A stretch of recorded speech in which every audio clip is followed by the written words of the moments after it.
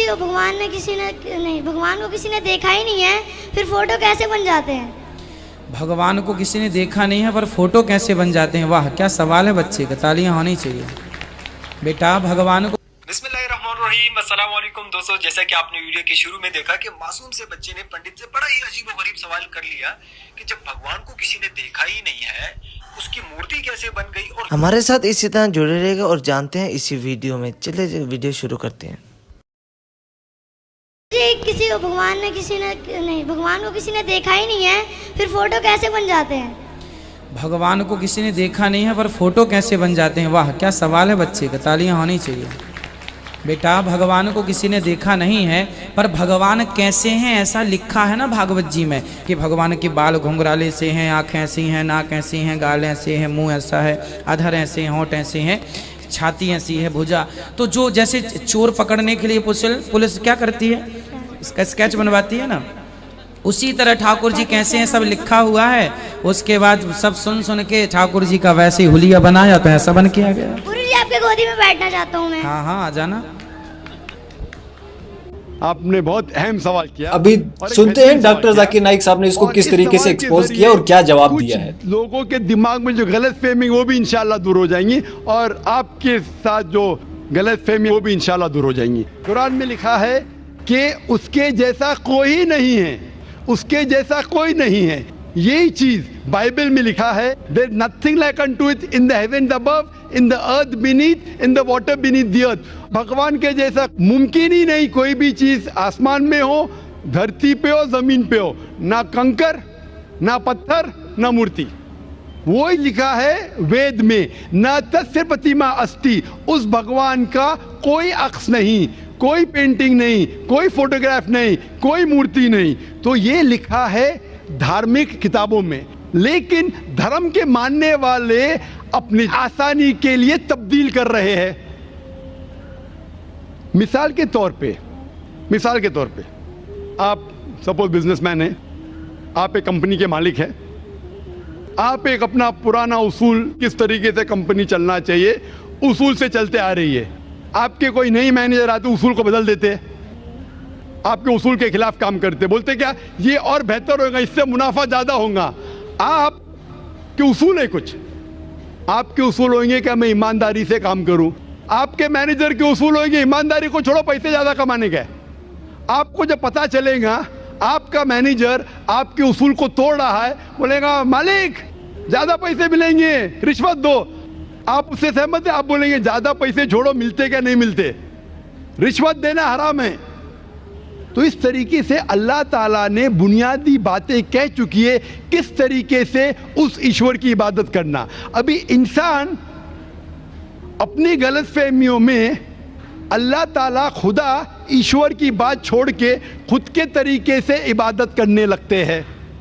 और हम क्या कर रहे, उस अजीम खुदा को गाली देते हैं। हम कहते हैं कि खुदा ने बेटा जना, अस्तगफुरुल्लाह। हम खुदा को उस मूर्ति में ले आते हैं। जब लिखा हुआ है श्वेताश्वेतर उपनिषद में, यजुर्वेद में, ना तस्य प्रतिमा अस्ति, उस ईश्वर की प्रतिमा नहीं है, हम मूर्ति बनाते हैं। मिसाल के तौर पे अगर मैं किसी को मदद करता हूं और अगर वो शख्स मुझे जानता नहीं जाकिर कैसा दिखता है, मिसाल के तौर पे श्रीलंका में मैं एक स्टूडेंट को मदद करता हूं, रोज 10,000 रुपये भेजता हूं, उसको पता नहीं जाकिर के साथ क्या करता है, वो कॉकरोच बनाता है, कॉकरोच, और रोज सुबह को बोलता है जाकिर शुक्रिया। जब मुझे पता चलेगा उसने मुझे कॉकरोच बनाया, क्या मुझे खुशी होगी?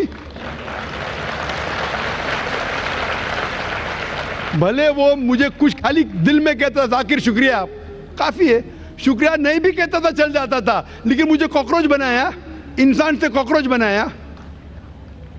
मुझे फर्क पड़े ना पड़े, वो तो बेवकूफ बन रहा है ना, कैसा बेवकूफ इंसान है। मुझे भले फर्क ना पड़ा, मैं दयालु, जान देना मुझे कॉकरोच में क्या फर्क पड़ा, मैं बोलूंगा क्या बेवकूफ इंसान है, क्या बेवकूफ इंसान है कि कॉकरोच के सामने झुक रहा है। तो इसी तरीके से खुदा ने हर मजहबी किताब में दिखाया हुआ है किस तरीके से उसकी इबादत करें, किस तरीके से उसकी बात माने। हम आते हैं और अपने तरीके से सोचने लगते हैं एनर्जी इज गॉड। कहाँ नहीं लिखेला एनर्जी इज गॉड? आपने बिल्कुल आपके सवाल का जवाब खुद आपने दिया। आपने एक मिसाल दी कि हिंदू लोग कहते हैं नमस्ते। नमस्ते का लफ्ज किधर से आता है आपको शायद पता होगा। नमस्ते आता है इदम नममे से।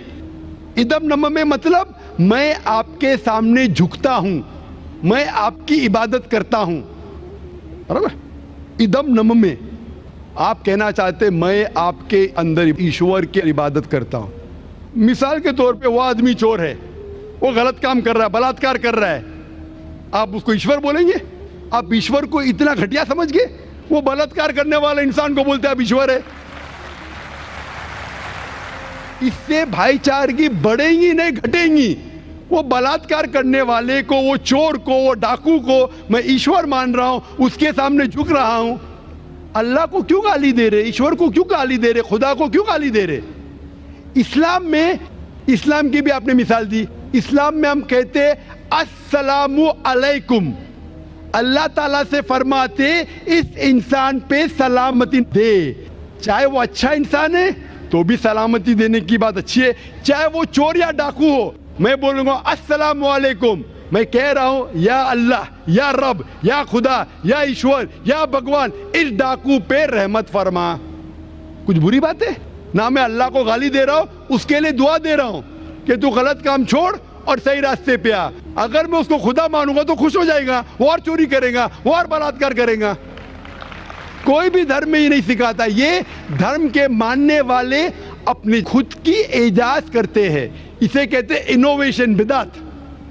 जिस तरीके से खुदा ने सिखाया है कि उसकी इबादत करे, उसी तरीके से हमें करना चाहिए।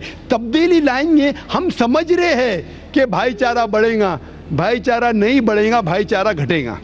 लेकिन अगर मैं आपसे कहूंगा अवतार सिंह अस्सलामु अलैकुम, मैं अल्लाह से दुआ करता हूं कि आप पे सलामती हो, आप पे अमन हो, आप मुझे बोलो, इससे भाईचारा ज्यादा बढ़ेगा या कहने से भाई मैं आपको ईश्वर मानता हूं और फिर आपकी बात नहीं मानूं मैं? फिर अगर आप मुझे बोलेंगे चलो भाई शराब पीने चलो, चलो भाई लड़की के साथ रात गुजारेंगे, तो मैं क्या बोलूंगा? अरे मेरे भगवान मुझे बुला रहा है।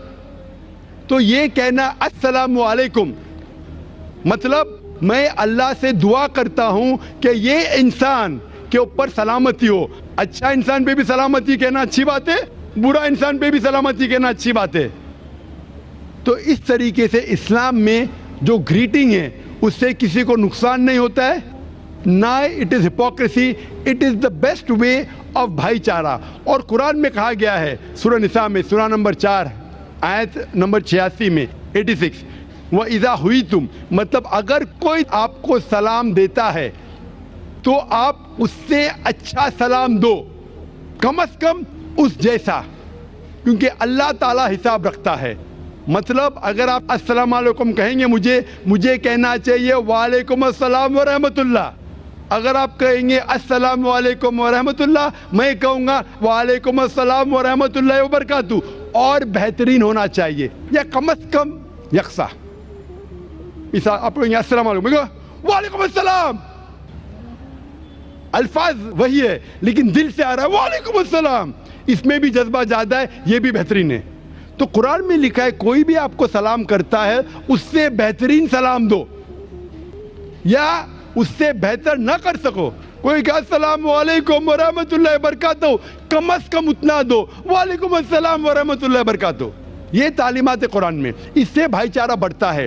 तो गलत तरीके से इबादत करना जो वेद के खिलाफ है, कुरान के खिलाफ है, बाइबल के खिलाफ है, ग्रंथ के खिलाफ है, वो करने से भाईचारा नहीं बढ़ेगा बल्कि घटेगा। तो इसीलिए हम ये जाने ईश्वर जो हमारा बनाने वाला है, हमारा खालिक है, वो जानता है कि किस तरीके से उसकी इबादत करना चाहिए, वो बेहतरीन जानता है। मिसाल के तौर पे आपको डॉक्टर कोई दवाई देता है कि ये लाल गोली सुबह को लेना, हरी गोली दोपहर को लेना, आप बोलेंगे छोड़ो हरी लाल, मैं नीली गोली खाऊंगा। अरे वो डॉक्टर है, वो जानता है। तो इसी तरीके से हमारा खालिक, हमारा मालिक खुदा है, उसकी बात के ऊपर अमल करना। इसीलिए जो इंसान खुदा की बातों पे अमल करता है उसे कहते हैं इस्लाम, मतलब submit, he is called as a Muslim. तो जो कोई अल्लाह के मुताबिक चलता है उसे कहते हैं person who submits his will to God. Hope that answers the question. इसी तरह की इस्लामिक वीडियो देखने के लिए हमारे चैनल को सब्सक्राइब कर दें। बेल आइकन को नहीं दबाया हुआ तो बेल आइकन को दबा लें ताकि हमारी हर आने वाली वीडियो सबसे पहले आप तक पहुंचती रहे। मिलते हैं बहुत जल्द एक नई वीडियो में। अपना बहुत सारा ख्याल रखिएगा। अल्लाह हाफिज़।